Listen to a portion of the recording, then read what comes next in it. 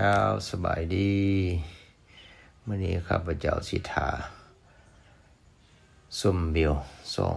ข้างทางแล้วก็ทางในตัวเมืองนครหลวงเวียงจันทน์เนาะ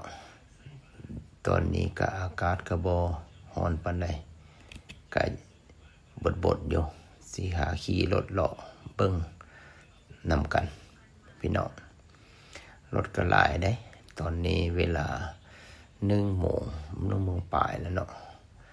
ก็คนไปลาไปการก็เริ่มไปหลายแล้วแต่ว่าก็ยังมีรถอยู่ตามท้องถนนหลายอยู่ไปเลาะนำกัน